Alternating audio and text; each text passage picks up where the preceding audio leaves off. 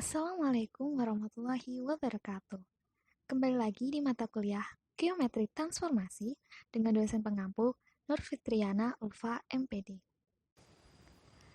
Untuk hari ini, kita akan membahas ruas garis berarah. Sebelumnya, perkenalkan kami dari kelompok 4 yang beranggotakan Naila Adibah, Nur Aini, Lili Arifatul Maslihah, Kuningsih, dan Muhammad Syahrul Mubarok. Yang pertama, pengertian garis berarah. Pada materi sebelumnya, kita sudah mempelajari mengenai ruas garis.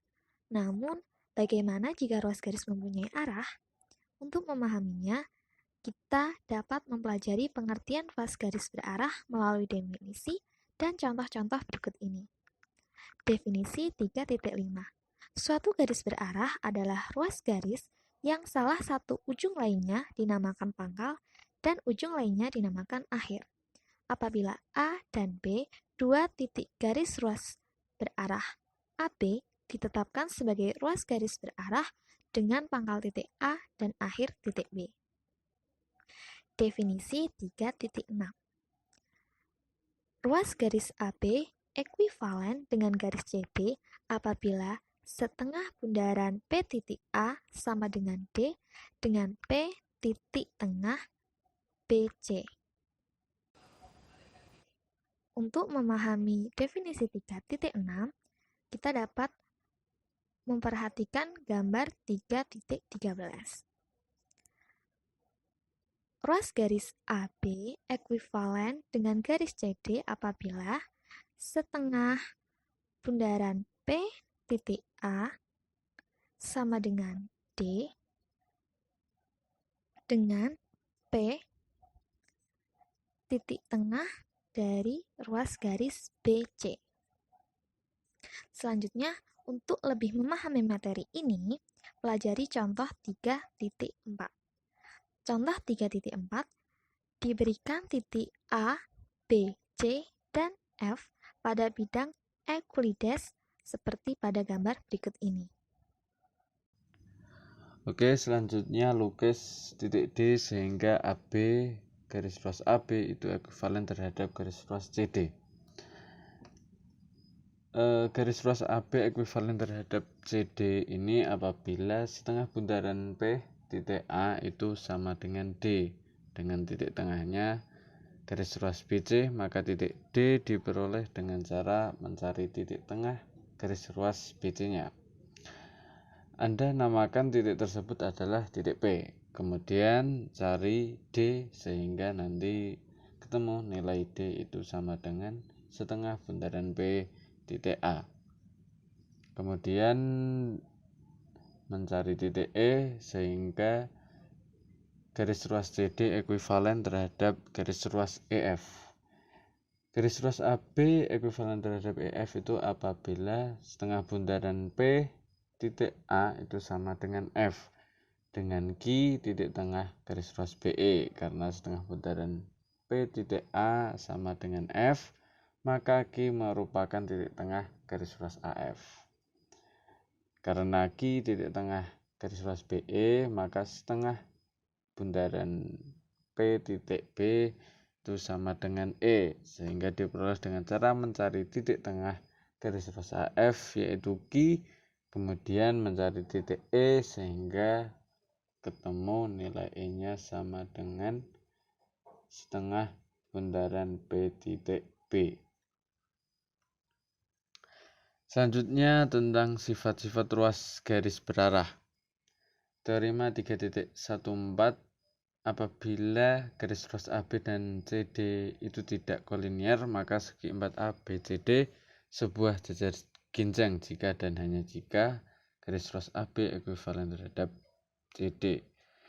Nah, untuk buktinya di sini untuk membuktikan teorema ini Anda harus membuktikan dua hal, yaitu yang pertama garis ruas AB ekuivalen terhadap garis ruas CD, maka ABCD sebuah jajar ginjang. Misalkan titik P di sini titik tengah garis ruas BC, maka setengah bundaran titik A itu sama dengan D, sebab di sini garis ruas AB ekuivalen terhadap CD. Karena garis ruas AD dan BC diagonal segi 4 ABCD dan AP sama dengan PD serta BP sama dengan PC, maka segi 4 ABCD sebuah jajar genjang. Kalian bisa lihat pada gambar 3.16. Yang kedua, ABCD jajar genjang, maka ruas garis AB kongruen dengan ruas garis CD. Karena segi 4 ABCD jajar genjang, maka diagonalnya ruas garis AD dan ruas garis BC yang berpotongan saling membagi 2 sama panjang. Artinya, apabila ada B sama dengan ruas garis AD irisan dengan ruas garis BC, maka AP sama dengan PD, BP sama dengan yang berakibatnya P itu titik tengah dari ruas garis BC, maka setengah putaran yang dikelilingi rotasi dari titik A itu adalah sama dengan D. Jadi ruas garis AB itu kongruen dengan ruas garis CD. Selanjutnya masuk ke teorema 3.15, yaitu di mana relasi kekongruenan pada himpunan ruas bergaris berarah merupakan relasi ekuivalen. Artinya, apabila diberikan ruas garis AB, ruas garis CD, dan ruas garis EF, maka yang pertama ada ruas garis AB itu kongruen dengan ruas garis BA, yang itu dinamakan dengan sifat refleksi. Lalu yang B itu ada jika ruas garis AB itu kongruen dengan ruas garis CD, maka ruas garis CD itu kongruen dengan ruas garis AB. Itu yang dinamakan sifat simetri. Lalu yang ketiga itu ada sifat transitif, yang mana jika ruas garis AB itu kongruen dengan ruas garis CD dan ruas garis CD itu kongruen dengan ruas garis EF, maka ruas garis AB itu kongruen juga dengan ruas garis EF. Nah, selanjutnya bukti dari teorema 3.15, yaitu yang pertama, namakanlah titik tengah ruas garis AB dengan P, maka setengah putaran A itu sama dengan B. Jadi ruas garis AB itu kongruen dengan ruas garis BA yang dinamakan dengan sifat refleksi. Lalu yang kedua itu karena ruas garis AB kongruen dengan ruas garis CD, maka segi 4 DC jajar genjang. Karena segi 4 CDBA itu sama dengan segi 4 ABDC, maka segi 4 dari CDBA jajar genjang disebabkan ruas garis CD itu kongruen dengan ruas garis AB. Nah, itu yang dinamakan sifat simetri. Lalu yang ketiga itu karena ruas garis AB itu kongruen dengan ruas garis CD, maka segi 4 ABDC jajar genjang, akibatnya AB itu sama dengan CD dan ruas garis AB itu sejajar dengan ruas garis CD. Itu poin yang pertama. Lalu untuk poin yang kedua, karena posisi ruas garis CD itu kongruen dengan ruas garis EF, maka segi 4 CDFE itu jajar genjang.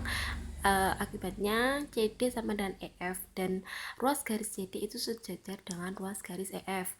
Nah, berdasarkan poin 1 dan poin 2 dapat disimpulkan bahwa AB sama dengan EF dan ruas garis AB itu sejajar. Segi 4 ABFE itu sebuah jajar genjang. Akibatnya ruas garis AB itu kongruen dengan ruas garis EF. Karena yang tadi sudah disebutkan, adanya sifat refleksi, sifat simetris, dan sifat transitif tadi, dapat disimpulkan bahwa relasi kongruenan pada himpunan ruas garis berarah itu merupakan relasi ekuivalen. Selanjutnya yaitu teorema 3.16.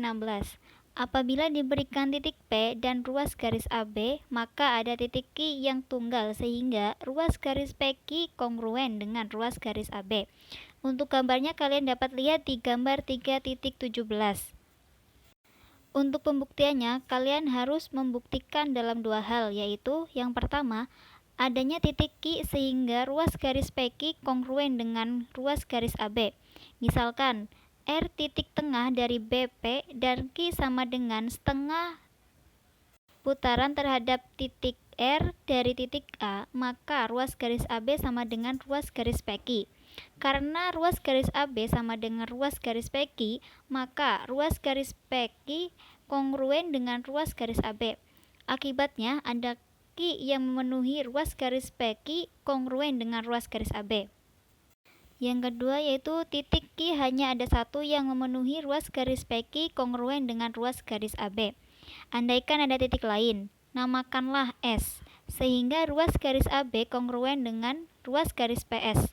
Jadi, setengah putaran terhadap R dari titik A sama dengan S. Tetapi dapat diketahui bahwa setengah putaran terhadap R dari titik A yaitu sama dengan Q. Karena peta titik A oleh setengah putaran terhadap R tunggal, maka S sama dengan Q. Jadi, Q yang memenuhi ruas garis PQ yaitu kongruen dengan ruas garis AB adalah tunggal. Selanjutnya yaitu kelipatan ruas garis berarah.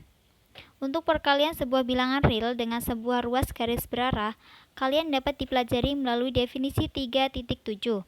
Langsung saja, definisi 3.7 yaitu andaikan diberikan ruas garis AB sebuah ruas garis berarah dan K suatu bilangan real. Apabila K lebih besar dari 0, maka K kalinya ruas garis AB adalah ruas garis AP, sehingga P anggota dari ruas garis AB, dan AP sama dengan K kalinya AB. Apabila K kurang dari 0, maka K kalinya ruas garis AB adalah ruas garis AP, dengan P anggota sinar yang berlawanan dengan ruas garis AB. Sedangkan AP sama dengan nilai mutlak K dikalikan dengan AB. Dengan demikian, ruas garis AP yaitu disebut kelipatan dari ruas garis AB. Untuk memantapkan pengertian kelipatan ruas garis berarah ini, kalian dapat dipelajari melalui contoh 3.5. Di sini kita akan mempelajari contoh 3.5 ruas garis berarah. Apabila diberikan titik A dan B, seperti pada gambar 3.18 ini, lukislah A setengah garis AB dan B 3/4 garis AB. Penyelesaiannya, A karena K sama dengan setengah itu lebih besar dari 0, maka setengah garis AB adalah garis AP, sehingga P anggota dari garis AB dengan AP sama dengan setengah AB. Kemudian yang B, karena K sama dengan negatif 3/4, negatif 3/4 itu kurang dari 0, maka negatif 3/4 garis AB adalah garis AQ, sehingga Q anggota sinar yang berlawanan dengan garis AB, dengan AQ sama dengan nilai mutlak negatif 3/4 AB, maka sama dengan 3/4 AB. Nah, dengan mempelajari uraian-uraian di atas, diharapkan teman-teman dapat memperoleh gambaran yang jelas mengenai ruas garis berarah dan sifat-sifatnya. Kemudian di sini ada latihan soal, teman-teman bisa mengerjakannya agar lebih paham terkait materi yang kelompok kami sampaikan. Sekian yang dapat kelompok kami sampaikan, kurang dan lebihnya kami mohon maaf. Apabila ada yang kurang jelas, nanti bisa kita diskusikan di grup kelas. Terima kasih. Wassalamualaikum warahmatullahi wabarakatuh.